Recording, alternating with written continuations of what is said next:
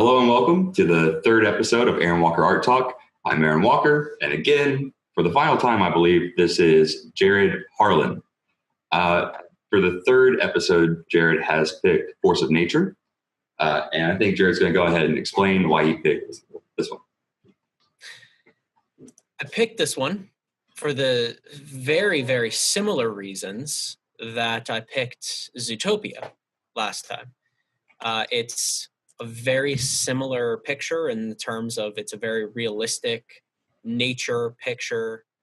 It's, alligator, crocodile. Which one is it? Crocodile, I believe. Okay.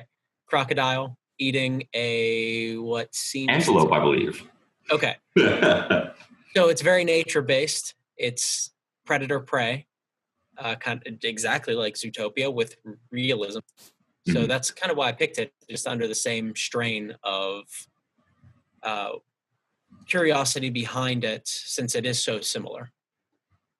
Right. And I mean, so the subject matter is, again, as you said, pretty much exactly the same. But I kind of wanted to show the other side after Zootopia of that natural equation. So this one is... This was following Zootopia? Yes. Okay. The episodes so far, at least, are in chronological order. And this one was kind of a response to the other one. So it's Force of Nature, and it's this relationship between prey and predator, and hierarchy in nature. But I wanted to show it more, number one, like in motion. So this antelope, there's like action lines, and it's being like flipped up, and there's like this massive force of this crocodile just like pulling it up. But it's in bright colors. Like you'll notice that it's substantially brighter and more vibrant and more, I think, lively than the other one. So whereas Zootopia is an image of like permanence and groundedness and stillness, Force of Nature is more forceful. It's in motion, right? And so all of these, so it's the second side of the same coin, because I wanted to show it more in a positive light, I suppose. And not so much as like a negation, which is what Zootopia was. Yeah. Okay. So how long did this one take you to create? And what follow up to that, that's kind of totally tangent from that? You did Zootopia. So what put it in your mind to do this one as well? Okay. Well, how long did it take? It was relatively quick, I think, maybe 2 hours, which again is just a like pencil drawing and then layers. And this one actually I used like a Pentel whiteout, like the whiteout stick you use like in the office, which is all over the place to make it brighter. But your second question was, why did I choose to do this one after Zootopia? Was that right? Or what? Yeah. So what caused you to do this one after doing one so similar with Zootopia? Well, I'm kind of transfixed by images of predator and prey. I've done like several other ones as well, 2 or 3 other ones, but just like that relationship. I should say this. So like I'm fairly Nietzschean in like my philosophical worldview, whatever.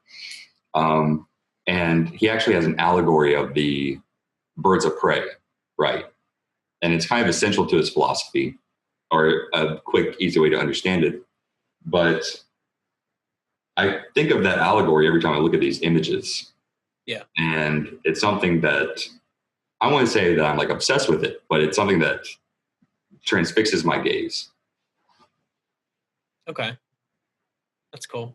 No, I definitely like, you were kind of talking about the darkness of Zootopia versus the lightness of this one. And it's funny how, to somebody who is not into visual art so much, doesn't enjoy it, just not in the realm of it, and doesn't spend a lot of time during the day seeing artists or anything.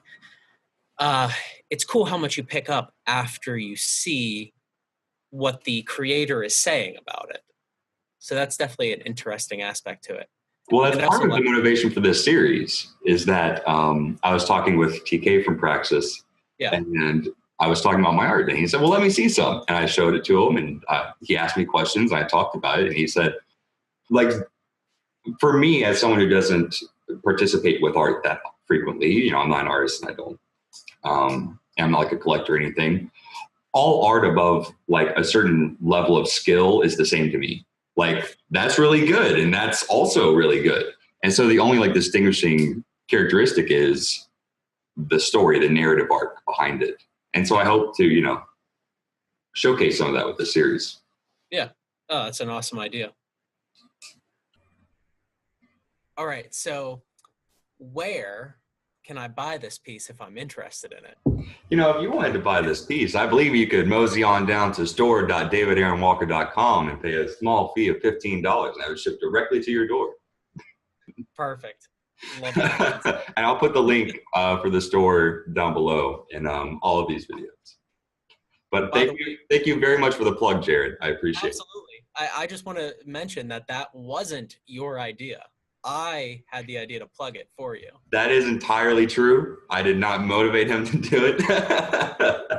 And that's why I appreciate it so much. Yeah, because I think that there was a plug missing from the Zootopia one, so we got to get it in this one. I appreciate it, Jarrod. Thank you so much.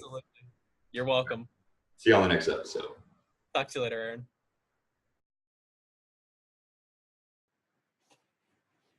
Well, that was great.